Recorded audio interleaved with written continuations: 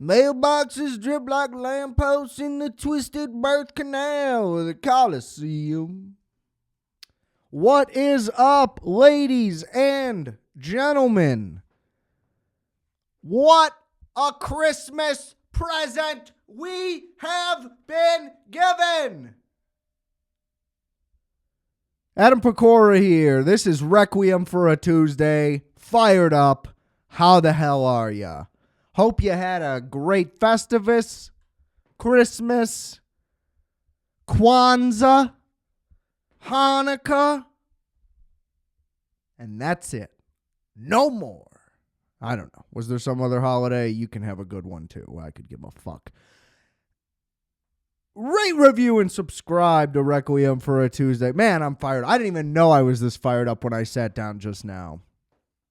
You know why? Because that fucking walk hard thing was one take. I was doing voice reps in the bathroom right before I got on here. It would have been an atrocious process had I not gotten a little bit going. I know that wasn't great, but you know how hard it is? Think about it right now. You think if somebody just said, do a Bob Dylan, could you just go right into it? It's a lot harder than you'd think, depending on where your voice naturally is registered. Rate, review, and subscribe. Apple, Spotify, anywhere, everywhere. Share this show. Let's get more people listening. If you're listening, you don't know anybody else that would like this?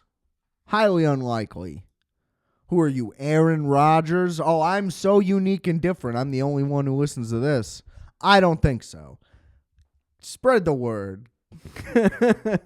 Merch, rfat.biggirdle.com, Instagram, adam.rfat.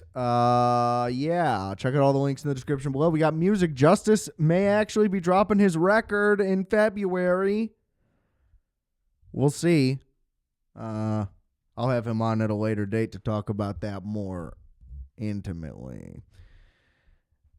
Anywho, Christmas Eve, A Complete Unknown, Timothée Chalamet. Christmas Day, Nosferatu, Robert Eggers. It's weird that I go star for one, director for the other, but that's my priorities as far as these movies were concerned.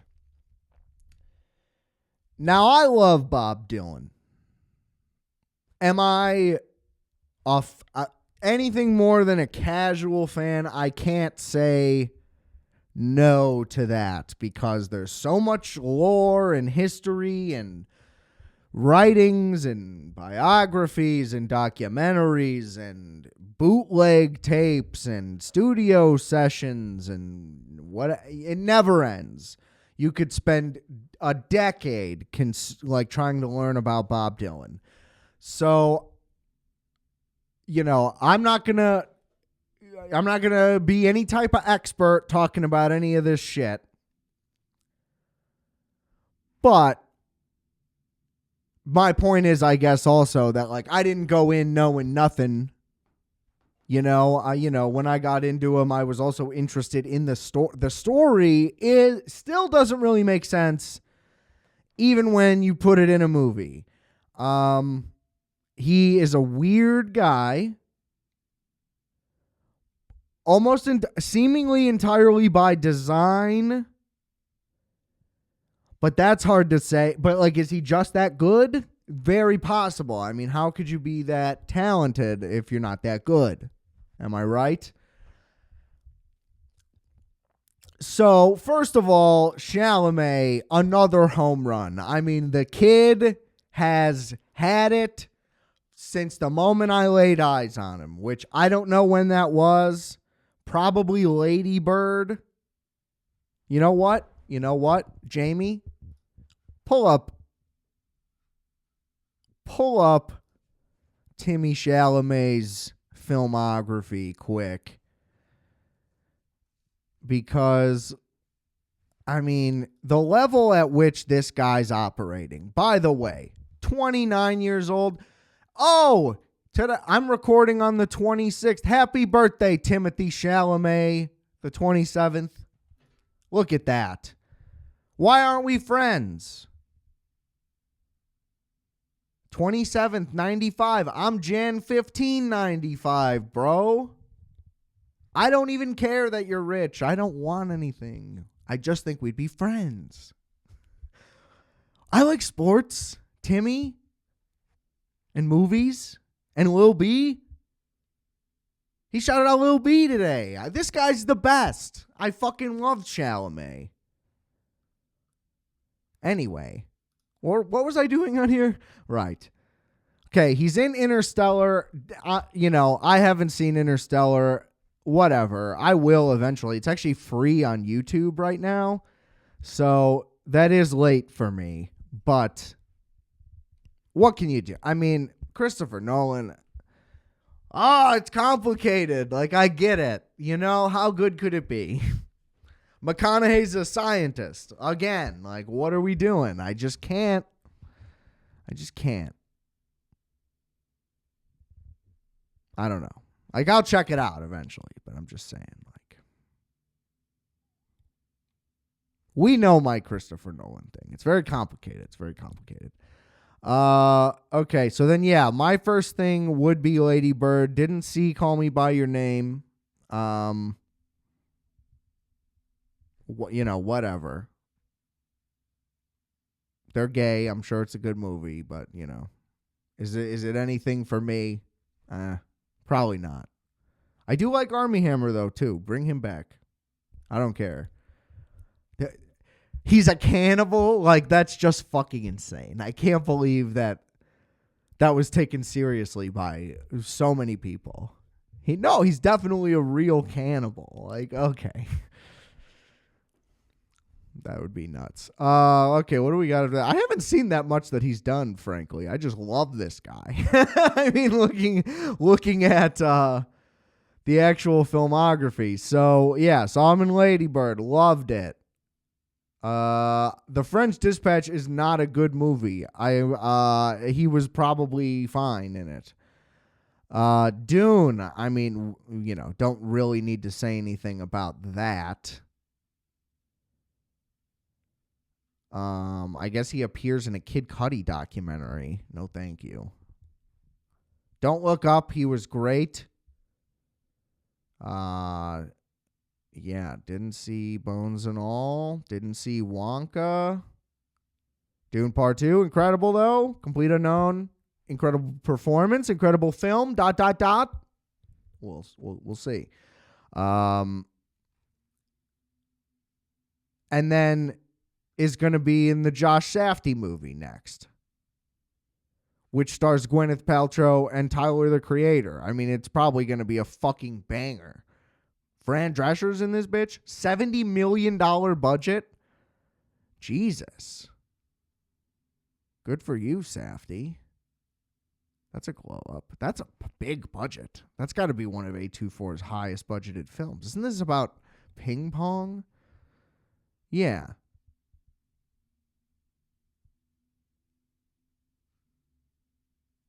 So, yeah, okay. Well, that's going to be great either way. I can't wait for that. December 25th next year. That's tough. It is the highest A24 budget. See, I knew it. By $20 million. Jesus Christ. Anyway, back to the show. Timothée Chalamet. There's moments when you're just like, oh, that's Timothée Chalamet. Like, I'm just looking directly into his eyes and that's him. And then there's other moments where it's just like, he's kind of forcing the voice or something. But we're talking about like a fraction of a second here or there. I mean, this guy's locked in, crushing it the whole time. The truth is, you don't really get a feel for the guy. Here's my summary for the movie. It's like it accurately portrays Bob Dylan, but like as someone viewing Bob Dylan. It's like this is strictly a third person set movie. You are not like, even when Bob Dylan is alone in this movie, nothing is revealed to you ever at all. Because this movie like doesn't claim to know Bob Dylan it doesn't claim to like, it's not trying to like tell you where he came from. It's not trying to tell you like any part of his backstory in any way. It's straight up just like, this is what we know happened. And then like there'll be some scenes that like weren't truly public moments that we'll have to write in here just, you know, by default. And of course there's like composite characters assumingly, and like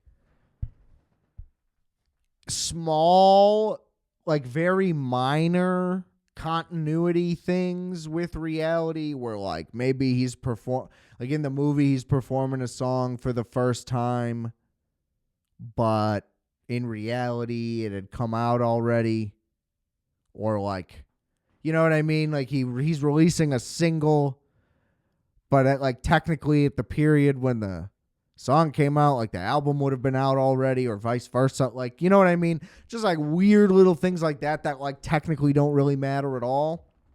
You won't even notice them. I had to look them up just to know that there were many. Just to, you know, talk about this a little more accurately. James Mangold, the director, also directed Walk the Line, which was good. Very good. It was very good. This is better than that, I would say. Maybe that's just because I like Bob Dylan's music more. I don't know what I expected from this movie, but it wasn't this, but I'm not upset. But it also like isn't even really kind of a movie. It's like an experimental concert film. It's like, yeah, it's like, what if somebody released a concert film with just a compilation of songs from various performances, and then they filled it with just like them bullshitting or like, you know, doing the writing process along the way. Like the movie is in between all songs. Like it's all songs. This movie, let's say this movie's 2 hours. I don't know the exact length. It felt like 90 minutes was songs. Maybe that's a little exaggerative. So what would that word be? Hyperbolic? I got there. But it's at least a full hour. I mean, there's no way that that's not the case. And it's not bad because Chalamet's really good. He sounds pretty much like Bob Dylan. I mean, as much as you could. It's such a very specific voice. It's at least like a really good version of it. Like if you paid to see a Bob Dylan impersonator and you got this performance, you would be like, dude, that's crazy. The value. Like that was unbelievably good. So he nailed it, and he plays guitar, and there's a lot of like one shot. Like the camera does not move. He is playing the songs. The lady who plays Joan Baez, I don't remember her name. I'm trying to not stare at the computer this whole episode because that was a rabbit hole that I was on for a second there. And I'm trying not to get locked in. But my apologies, miss. Phenomenal. Her performance is great and her singing is unbelievable. Not personally Joan Baez guy. Shoot me. Whatever. I don't care. I only have so much time. Okay? I was busy trying to listen to Captain Beefheart too many fucking times. Wasting my time doing that. Anyway, it's bullshit. It's bullshit. Anyone tells you that shit's good, they're pretentious or trolling or an asshole. Like there's no... Don't Don't try to play with me. So Bob Dylan shows up in New York out of nowhere from Minnesota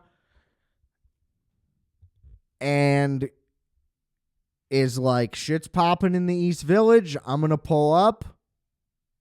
I believe the thing was he was like maybe in a band in high school in Minneapolis and it like broke up and then whatever. Honestly, I'm not even confident in saying that, so maybe not. Whatever. There's basically no information about Bob Dylan because he's never told anybody anything. So there's just no information as far as I gather it. I mean, I'm sure by now there's been enough biographies where they've interviewed like enough fucking people to tie it all together like detective style. But whatever.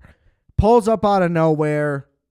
And basically when you read the summary of it, it's like, oh, he showed up in 1962 and then in 1963 he was signed to Columbia Records and his album came out.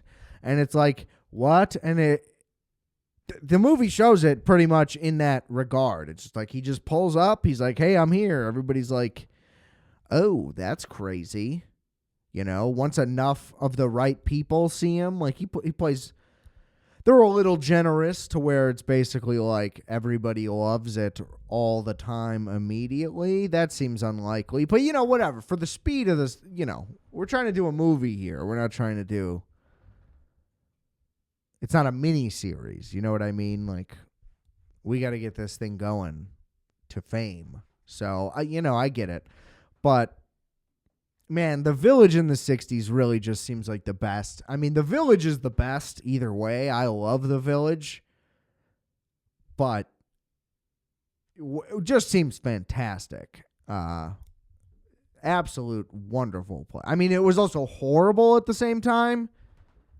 So that's also what's tricky. Like the whole Village Soho area was just like technically really fucked up, I guess, but also the best. So that's all weird, but I don't know.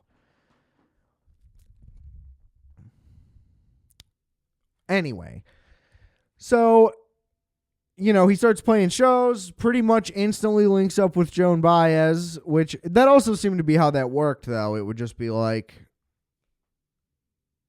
oh, I strategically went here. But also all these times, like, the people are also, like, incredibly talented. You know, it's like the movie Inside Llewyn Davis is the guy who doesn't make it. That guy still came in contact with all the same people and hung around all the same crap. Like, you know what I mean? Like, Llewyn Davis was in this movie, and we just didn't even know it. Like, that's the whole thing, I guess. So, like, it seems like it would have been so easy, but, like, you forget the part where it's like, oh, he's one of the greatest songwriters in the history of time. That it's like, it also wasn't that, like, you couldn't have done it, Adam. It's like, that's probably correct. You know? But I could have maybe done something. That's the thing. Like, I would have done something, guys. Give me some credit here. I would have been on, like, a shitty radio show where I'm actually, like, you know what I mean? Like, I would have had a way too good of a career. What the fuck am I talking about? I would have been broke then, too. I don't know why, I guess I'm just saying, assuming that I also, like, attempted to make music at the same age in the 60s. It seemed like, yeah, you could have just kind of, like, played a bunch of shows because nobody... But I don't know. I don't know what I'm talking about. Tell me about the past, old people. The streetcar was a nickel. We get it. Am I right, everybody? But okay, and then, he's banging chicks. He's not. It's just the movie is nothing. It's just the story. It literally is. Bob Dylan gets mentored by Pete Seeger and Woody Guthrie. Well, not really Woody Guthrie. And after the label doesn't let him record his own original songs, they then on his second album let him record half original songs. And that's a big deal. And he becomes instantly like the biggest person in folk music. And, back then you would make 2, 3, 4 albums a year. So it took him like a year and a half, basically, from like getting to New York to being like the biggest star in the city at the very least, if not the country. It's hard to go about that. And then he does like another folk album and it's like huge. But like basically from what I've always kind of surmised, but I don't know if this is accurate either. This is just like me putting shit together. It does seem like he was like more interested in the blues the whole time. And like that was kind of his preferred style of music. And that he was kind of just performing and writing folk songs because of the movement, like knowing that like going to the Village and playing that style would get him noticed sooner. But I don't know. That's pure speculation. I mean, I'm basing that on not much. But then they kind of just glaze over bringing it all back home. And they basically make it seem like he goes straight from folk to electric. Rock and roll, whatever. Is he technically the first rock star? I guess like Buddy Holly and shit. Anyway, whatever. But yeah, that part's kind of weird where the whole like crux of the third act is about him like wanting to play like Highway 61 shit at the Newport Festival. And they're all uppity because it like is supposed to be folk purist and everybody's going to hate it and whatever. But it's like his last album was half folk, half blues. I mean, and the first half of Bringing It All Back Home is way better. I think everybody can agree. Anyway. And So yeah, that's odd. And then, he does just kind of like change. Like one morning, all of a sudden he's got the sunglasses on and is doing a thing. But he also does kind of like say in the movies, like I'm choosing what I want to be at all times. Like this is all just like I'm doing an act, like in so many words. I think it's also just, it's implied that he's like now on a bunch of drugs probably. Like when he just like starts wearing sunglasses and acting a lot more spacey. But they don't like show him popping pills or anything. But it also does just kind of seem like that is what happened though. That like one day he just showed up and was acting different. So it is kind of, it's jarring in the movie. But anyway, it's a good movie. You're not really invested in any of the romantic stuff. Elle Fanning watches him perform songs and realizes bad things about their relationship twice. And the fact that it happens twice didn't work for me. Once was fine.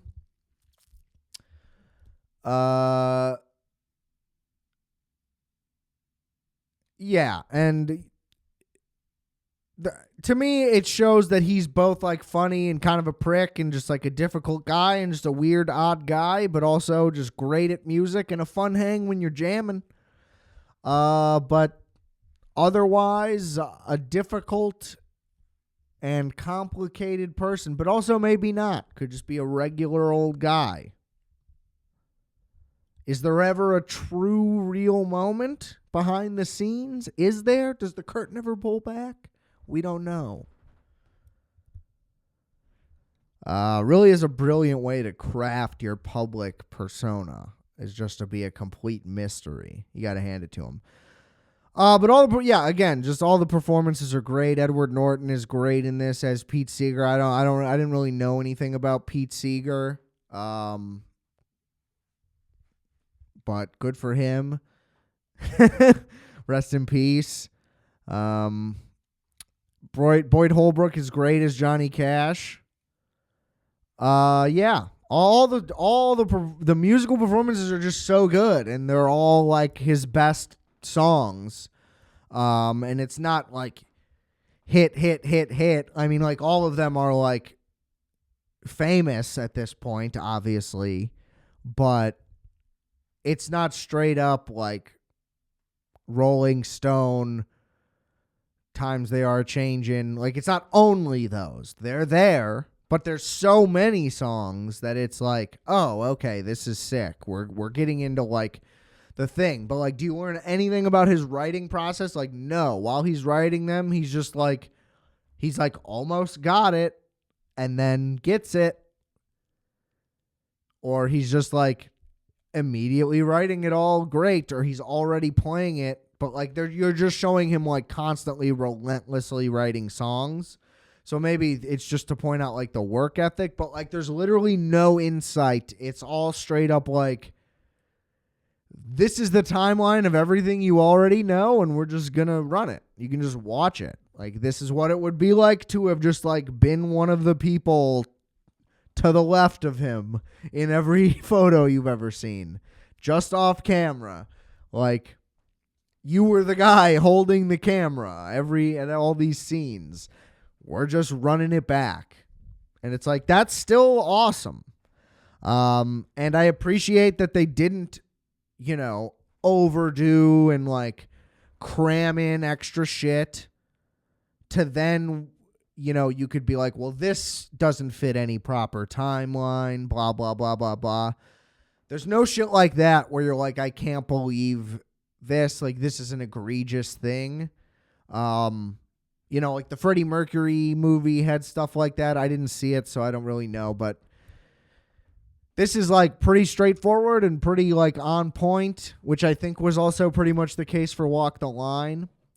Would love it if Chalamet gets the Best Actor. Run it. Go see this. I mean, if you don't like Bob Dylan, like if you dislike his music, then don't see it because it's mostly his music. If you don't know anything about Bob Dylan and want to think seeing this will like make you learn something about him, that is incorrect. Like, it is nothing. It's not trying to tell any type of story or really explain anything about him at all. So I guess, like, if you don't know anything about, like, it's trying to just, like, accurately portray his personality at the time, but not teach you anything. So I guess if you knew nothing about, like, his personality, then you'll learn something. And he's basically just, like, kind of a sarcastic dick. But it's pretty funny. It's pretty funny. So give Chalamet the Oscar. I wonder if they can somehow get some type of musical Oscar for that. Did he maybe try to like write an original Bob Dylan song for the movie? Like, did Bob Dylan write some lyrics that Timmy sang, and we can get Timmy a performance? Get Bob and Timmy a performance. They should have done that. They should have had like Bob Dylan play guitar on a song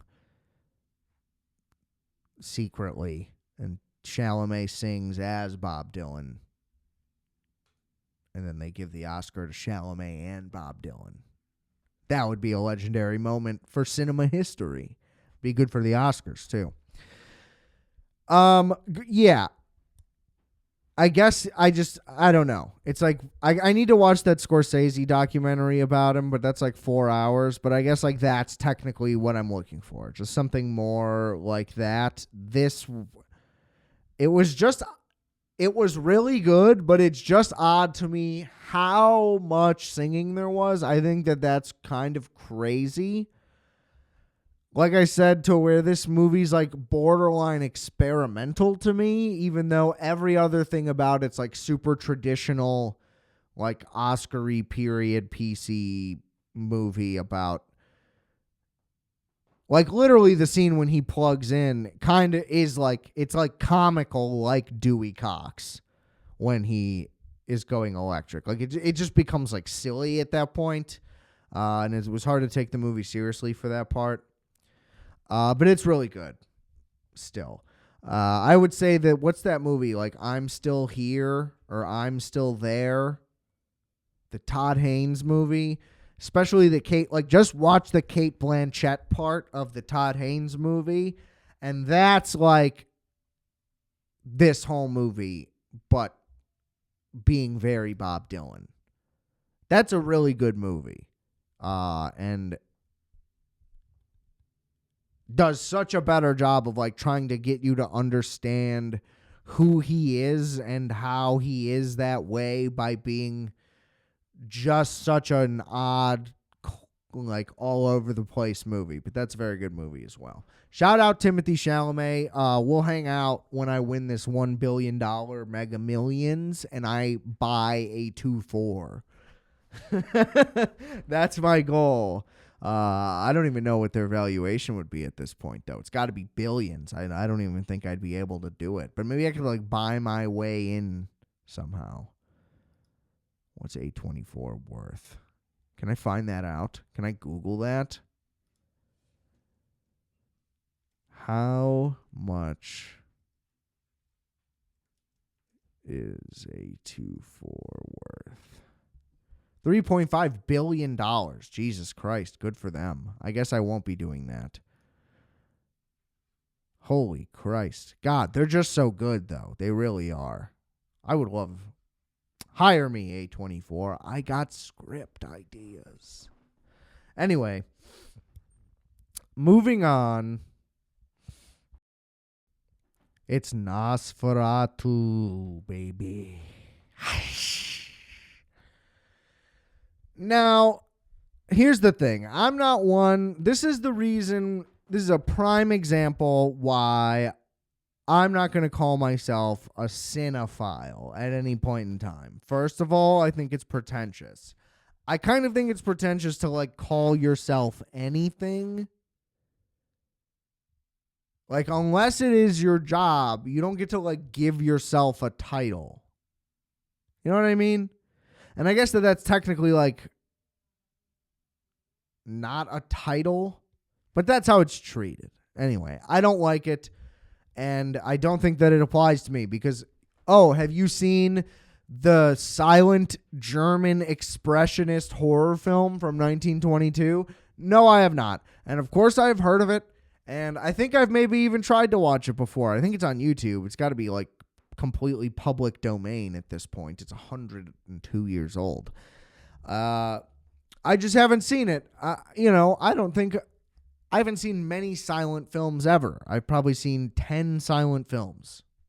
Couldn't tell you all of them, but if I just had to guess. I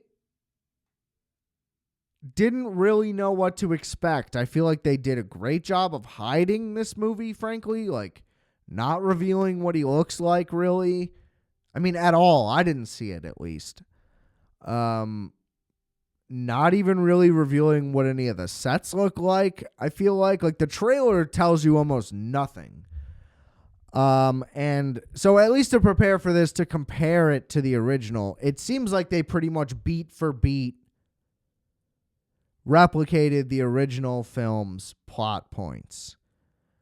So from what I gather, the original Nosferatu was like a low-budget movie. Now, all movies were low-budget, but I'm just saying for when budgets were low, it was even low for the time. It was literally just like some little German production to try to rip off Dracula, straight up. Like they were like, can we make Dracula for cheap, but make it not Dracula? And so that's why the movie is set in Germany, and that's why, that's why the name is changed. That's why he looks different than Dracula is described, I'm sure. Or I don't know. Because of technically like Bram Stoker's Dracula. That's a very odd looking Dracula as well. So I don't know. Whatever. I guess I'm just comparing that to like the Universal Bela Lugosi Dracula. But that's why things are different about it. That's why names are changed, characters are changed, and the plot is slightly different because they're trying to like Germanify a story set somewhere else. From what I gather, again. So the basic plot point is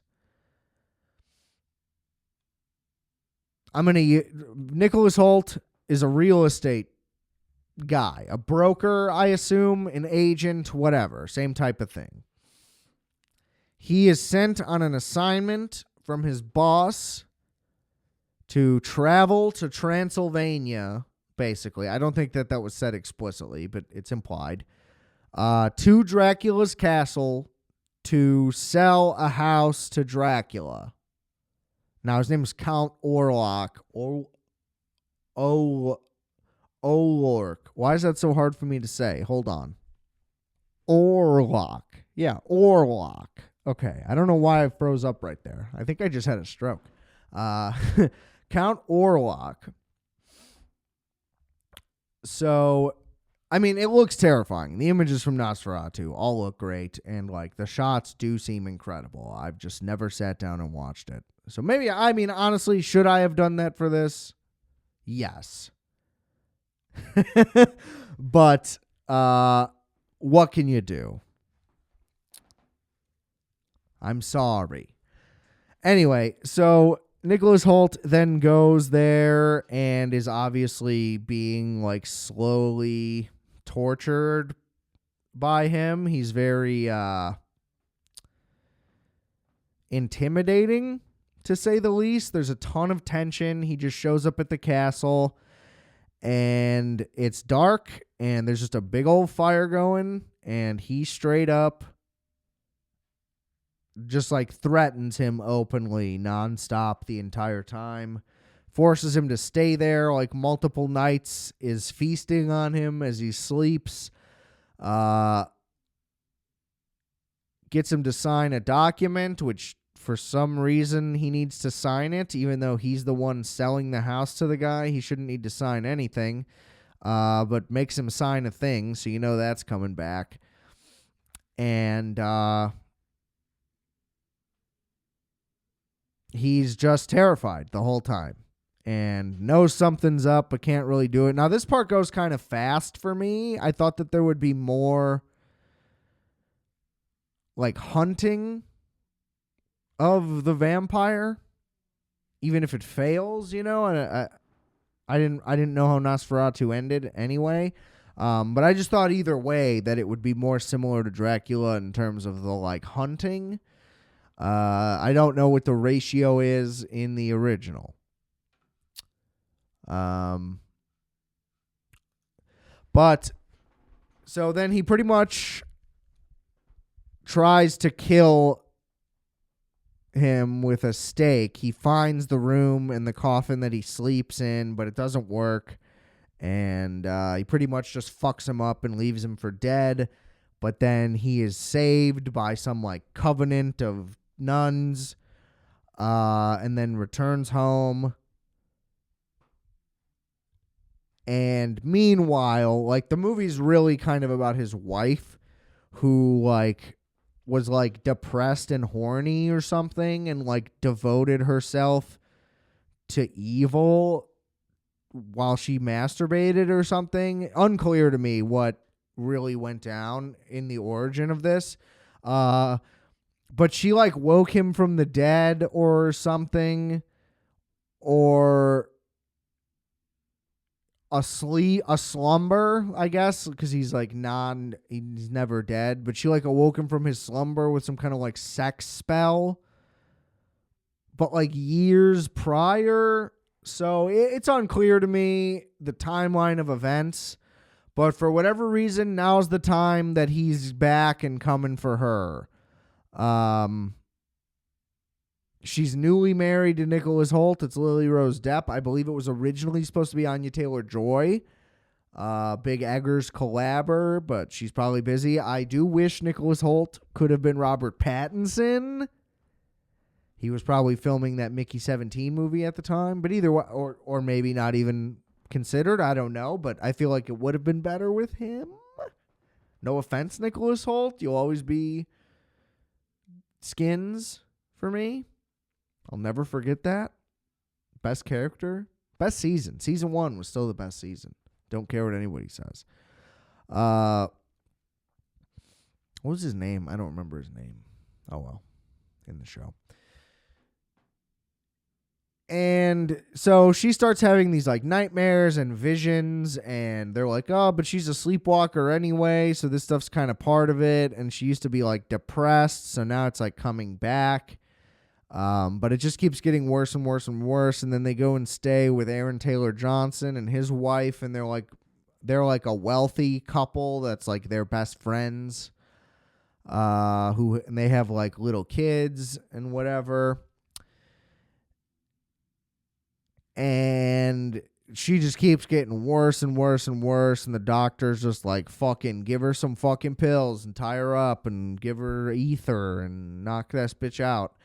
And then they find Willem Dafoe, who's like a disgraced professor because he's into the occult. And he comes and like figures it all out. And they begin like the offensive. Oh, and the whole thing was the house that Orlok bought. Was like in their town where Nicholas Hoult and Lily Rose Depp live, and like across the street from them or something. And it's so he can be close to her, obviously. Now, again, in the original, I think this was just so they had a reason to set the movie in Germany and they could film it in Germany. So he then basically packs himself into a box and gets put on a ship and sent to Germany. And then that ship is filled with, he brings on like hundreds and hundreds and hundreds and hundreds and thousands of rats.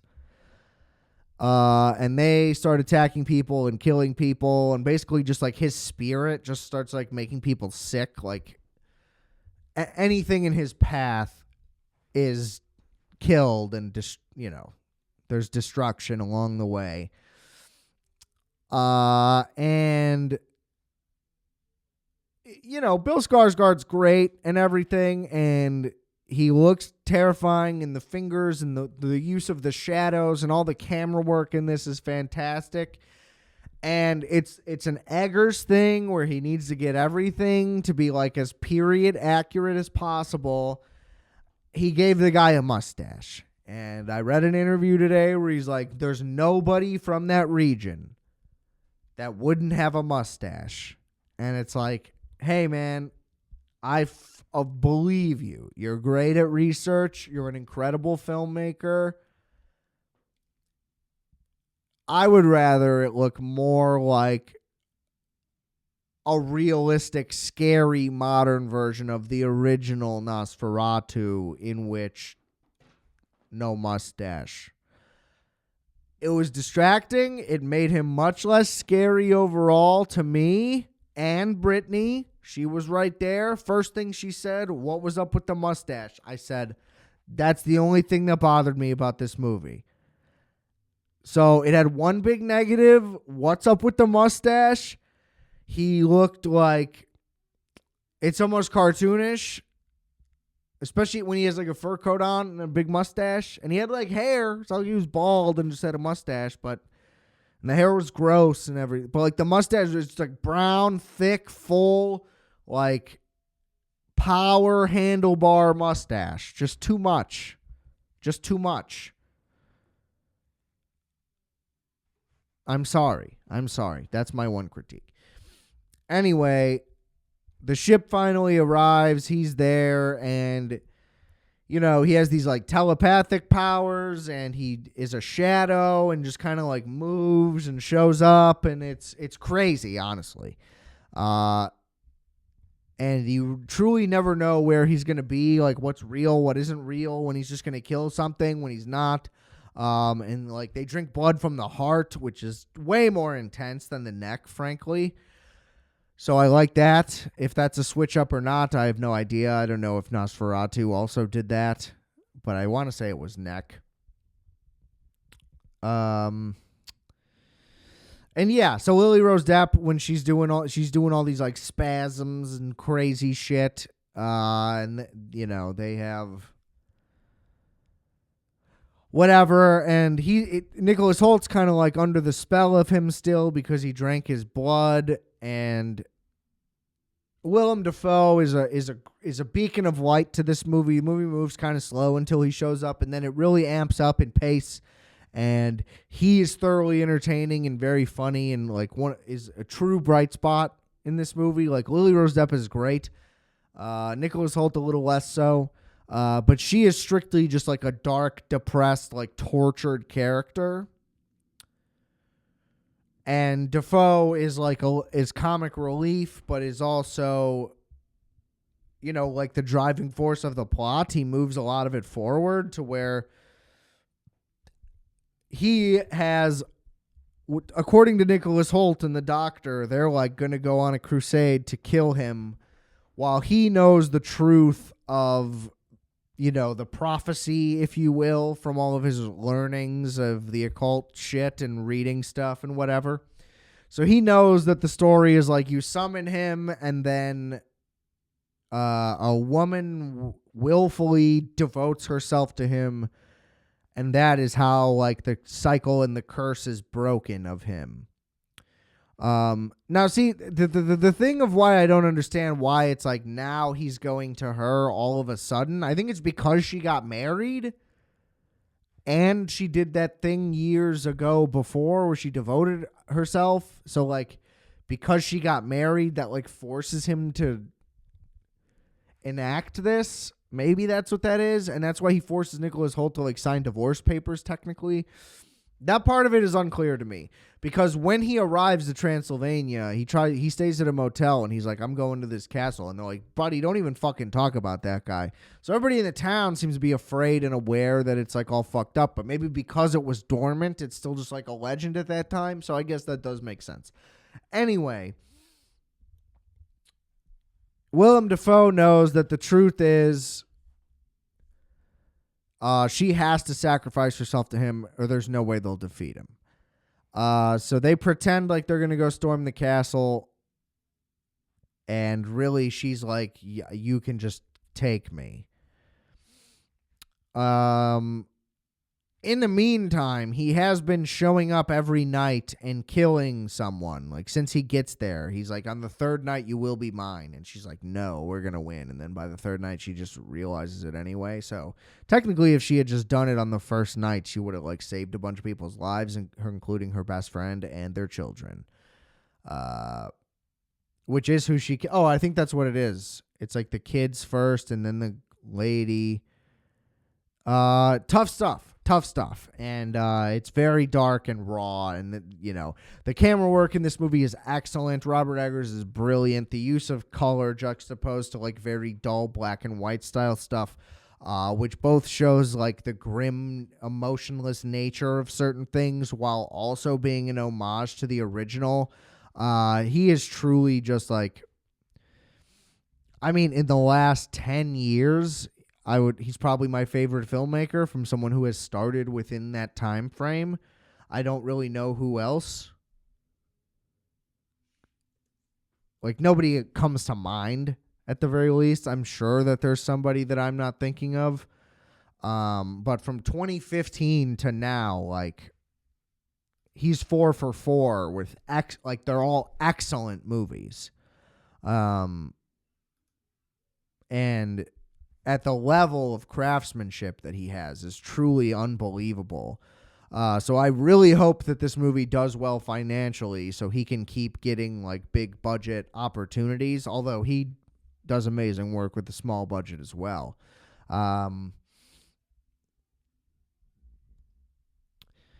It's just gorgeous. This could be up for, like, some below the line stuff at the Oscars that wouldn't surprise me. Like costume at the very least comes to mind, like makeup. Skarsgård sat in 6 hours of makeup for this, and I mean he's unrecognizable. That literally could have been anybody. The voice, I believe, is almost unaffected. Like, I think that's almost just like his voice. There's probably just like an echo or something on it. A lot of the stuff in this is like 100% practical. He's just such a talented filmmaker. Nobody was better suited to make this, like, at all, ever. I feel like Tim Burton could have done like a cool, like wilder, less horror-driven version of this in like 1996, and that would have been insane. I feel like David Lynch could have done a version of this that would be unbelievable, which still obviously could be a thing. I hope you're doing well, David. I don't think he is. Sorry. But like almost nobody is suited for this, and Robert Eggers 100% is. This was a great choice. The score was not very noticeable, I'll say. Not in a bad way, necessarily. It just wasn't as effective as, like, some of his previous scores. I feel like The Lighthouse had a very notable one, but I don't know if maybe I'm misremembering. But either way, this was excellent.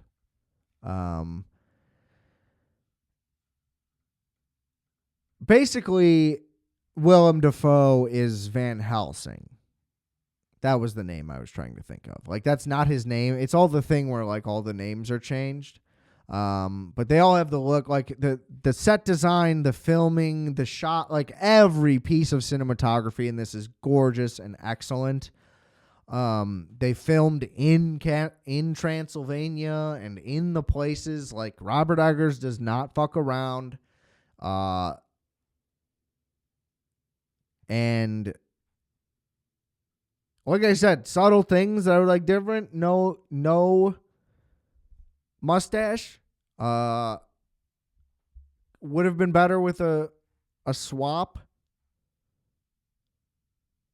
of Nicholas Hoult.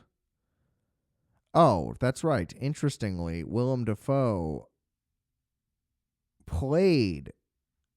Oh, that's very interesting. I've never seen Shadow of the Vampire.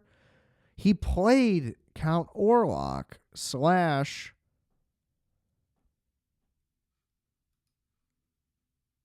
Nosferatu. Jesus, I can't believe it took me that long. Apologies. Because this is like a movie about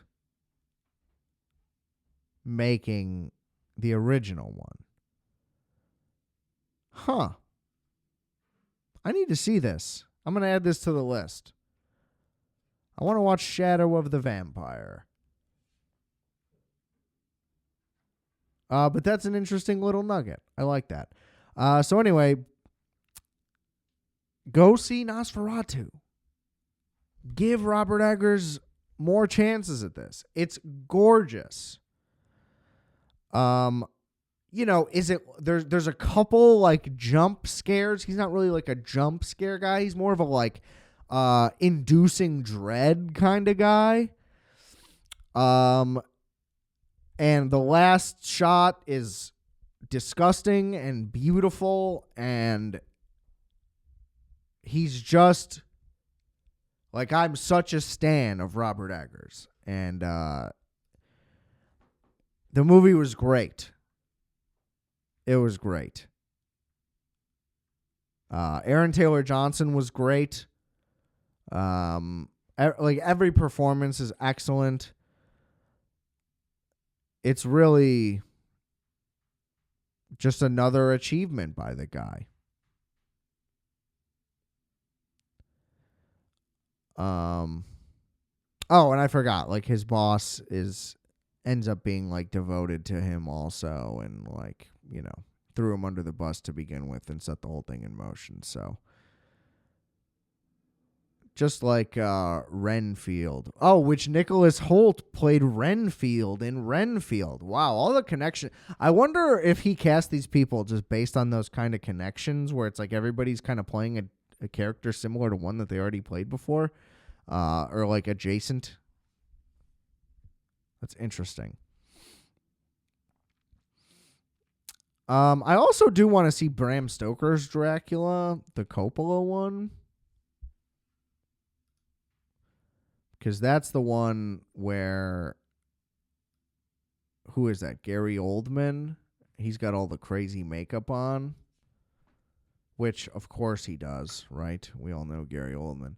But like, is that supposed to be what Dracula is supposed to look like, or did they just decide to do that? Like in the novel, is that the appearance? Or, you know what I mean? Like, that's just what I want to know. Somebody tell me that. I loved it, frankly. So shout out Nosferatu.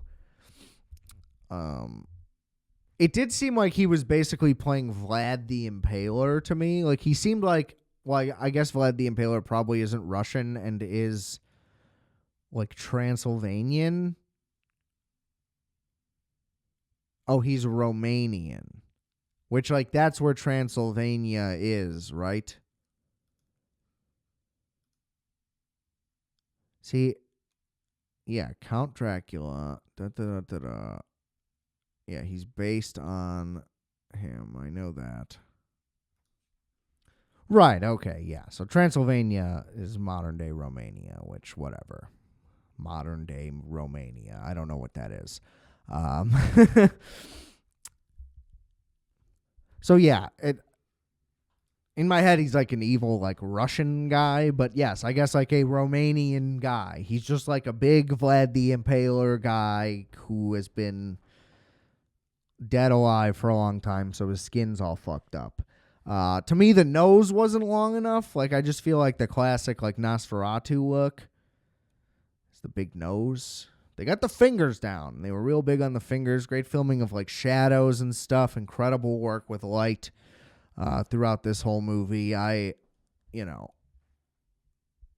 gay for Eggers. What can you say? I would still put the lighthouse at the top, for sure. Number 2, like, is this number 2? It's hard to say. Because I did like The Northman quite a bit. There's such different movies. It's like 2A is The Northman, 2B is Nosferatu, and then like 3 is The Witch. But I still like The Witch. It's just, it's lower budget. A little less going on for that reason, kind of by design, but I still like it. It's still very good. And I can't wait to see what he does next. Batting 1,000 in my book. I need to get them all on Blu-ray. Somebody give me some Blu-rays. Want to get the Lord of the Rings trilogy on Blu-ray. Somebody hook it up. After I saw that anime, I was like, let's get back into that zone. But also, after A Complete Unknown, I'm just like, man, I should be listening to more Bob Dylan. Some of these songs are really good. It's like, yeah, I did know. I knew this, but like, what am I doing? I don't know. All right. So, yeah, if you're listening to this when it came out, one last thing. We had to mention this earlier. It dropped early. To avoid the holiday stuff, just like I did last week. Back on next Tuesday, the proper Tuesday, January 7th. So thank you for tuning in. Hope you share this episode. Hope you share this podcast in general. Let's get the word out there. Let's make 2025 the best year it can be, guys. Let's have a positive and exciting new year. It's probably going to be awful, just like all the rest of them. But hey, why can't I put it out there, guys? Let's get the positivity going. Let's get the numbers up. Let's get me on Joe Rogan 2025. It's been 5 years. I started the show in December 2019. Can you believe it? I'm still doing it, and I'm still not getting anywhere. Let's make some strides into the new year. New Year's resolution, Joe Rogan or bust. Rate, review, and subscribe. Thank you for tuning in. Here's to another year of me screaming about movies.